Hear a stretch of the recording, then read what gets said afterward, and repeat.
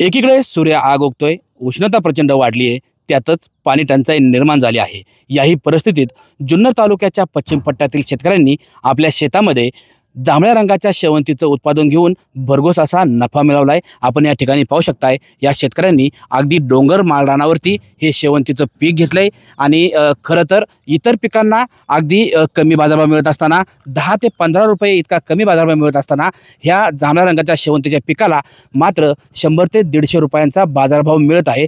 त्यामुळं या पीक उत्पादक शेतकऱ्यांना फायदा होताना पाहायला मिळत आहे. आपल्यासोबत आहेत ह्या पिकाचे उत्पादक शेतकरी. काय सांगाल तुम्ही डोंगर माळरानावरती हे शेवंतीचं पीक घेतलंय? तर आम्ही पहिल्यांदा म्हणजे पहिल्यांदाच हे पीक घेतलंय. तर आम्हाला उत्पन्न पण चांगलं मिळतंय आणि बाजार पण व्यवस्थित आहेत. खरं तर पाण्याची टंचाई आहे आणि तुम्ही पाण्याच्या टंचाईमध्ये सुद्धा अगदी डोंगर माळरानावरती हे पीक घेतलंय. पाण्याचं पूर्णपणे योग्य व्यवस्थापन करून ड्रिपद्वारे आम्ही पाणी सोडतो. दिवसातून 1 तास त्याला पाणी लागतं. हे 3-4 दिवसातून 1-2 तास त्याला पाणी सोडतो आम्ही.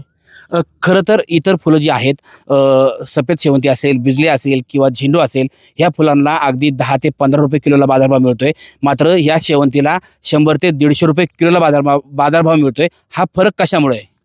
कारण सप्लाय ह्या फुलाला गळीत कमी असते. त्याच्यामुळं जेवढं मला मार्केटमध्ये कोणतंही वस्तू असू तर त्याचे सप्लाय कमी झाला का ते मार्केट त्याचं वाढतं आणि त्या फुलाचं म्हणजे त्याच्या कलरवर आहे. कलर जर फिक्का झाला तर मार्केट पण कमी होतं. खरं तर आपण या ठिकाणी पाहिलं, ही जी फुलं आहेत, ह्या फुलांचा संपूर्ण बाजार हा या फुलांच्या रंगावरती अवलंबून आहे.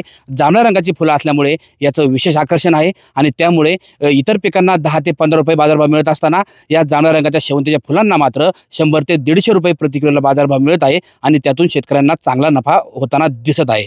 सचिन तोडकर, न्यूज 18 लोकमत, जुन्नर, पुणे.